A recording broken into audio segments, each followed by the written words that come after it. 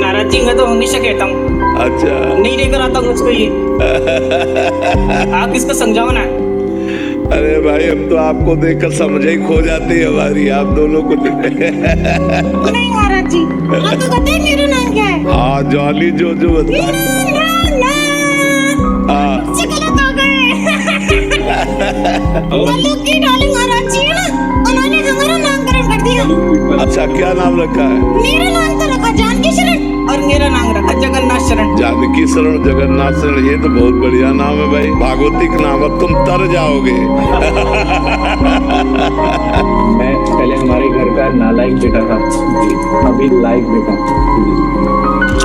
बहुत महाराज जी एक वक्त पे मतलब जॉनी जो कहीं पे लेके जाते थे तो लोग धक्के देकर बाहर निकालते थे, और आज उन्हीं के ऊपर खून बरसते हुए देखकर मुझे रोना आता है।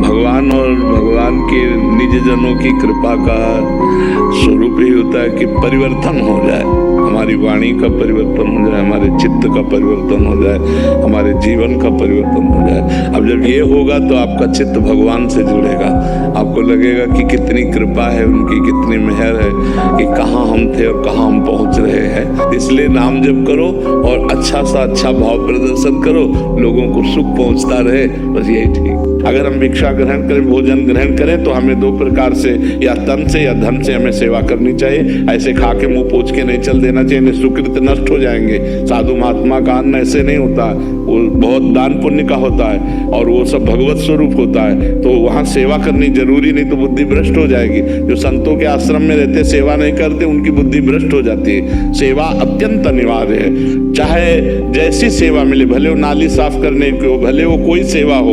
हम तो कहते धन्य है वो जो संतों के यहाँ की नाली बाथरूम साफ करते हैं, धन्य है उनका जीवन, परम पवित्र हो जाएंगे।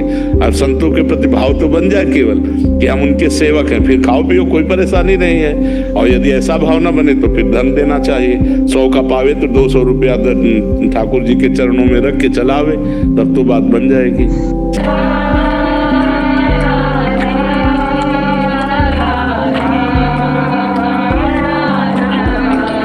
क्या सेवा करें, आप सबकी आज्ञा दीजिए। गुरुजी आपकी हंसी बहुत अच्छी लगती है, एक बार हंस के दिखा। कैसे हंसते?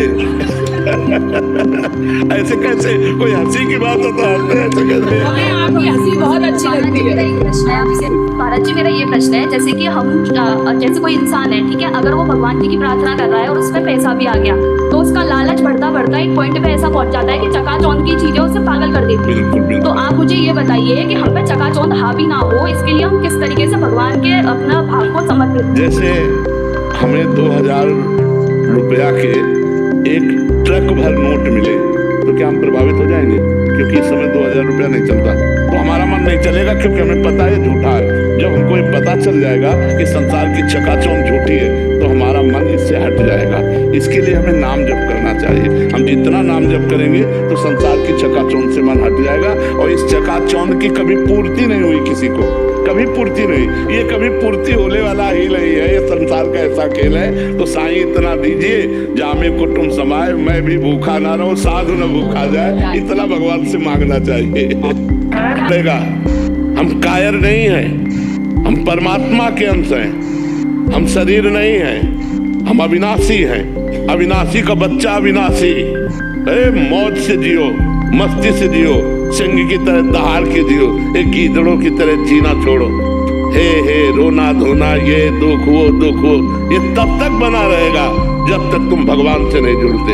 और भगवान से जुड़े तो ताल ठोक कर माया को परास्त कर दोगे और निकल जाओगे इस माया से।